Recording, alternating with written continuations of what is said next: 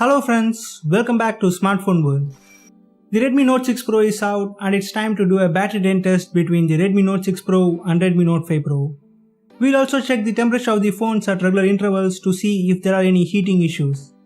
Both phones are powered by the same Snapdragon 636 processor under the hood and have the same 4000 mAh battery unit.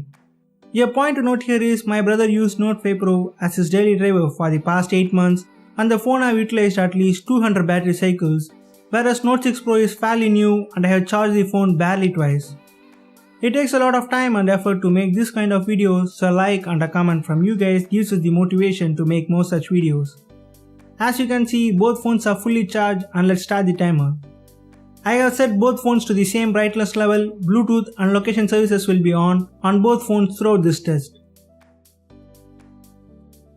We will start by running Geekbench and Antutu on both phones.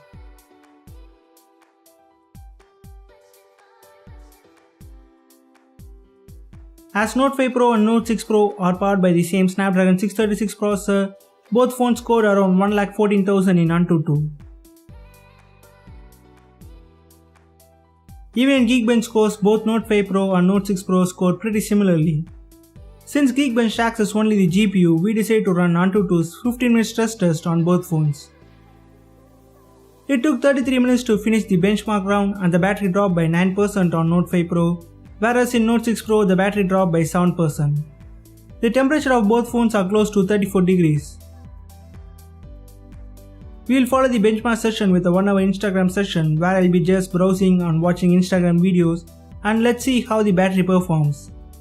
So all we did for the past 1 hour was watching Instagram feed and videos.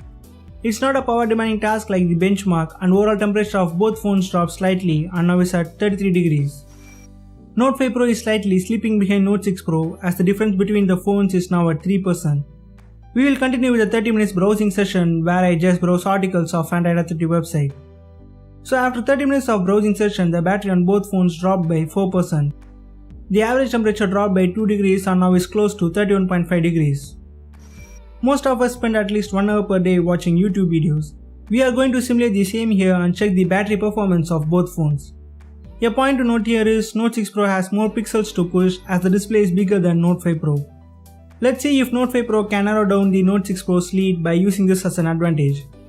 We have been watching YouTube video for the past 1 hour and the battery dropped to 70% on Note 6 Pro, whereas in Note 5 Pro it dropped to 67%. The overall temperature of both phones remains the same at 31.5 degrees. Let's spice things up and move to power hungry apps like Pubg. Let's begin with a 90-minute session of Subway Surfers where the brightness will be cranked all the way up, and follow it up with the Pubg session until both of the phones are completely dead. After 90-minute session of Subway Surfers with maximum brightness, the battery dropped below 40% on both phones and now is at 36% on Note 6 Pro and 31% on Note 5 Pro. The temperature is also gradually increasing on both phones and now is close to 35 degrees. We are in the last leg of this battery drain test and will play Pubg until both phones are completely dead. A lot of what we are doing here is little more than how you might use your phone on day-to-day basis, but I guess that's the point of this comparison. I am trying to simulate an extreme use case scenario here. If you were to push your phone to an absolute limit, how long does it last? We have been playing Pubg on both phones for the past 1 hour with maximum brightness, and as you can see the battery dropped by 26% on Note 5 Pro and now is at just 5%.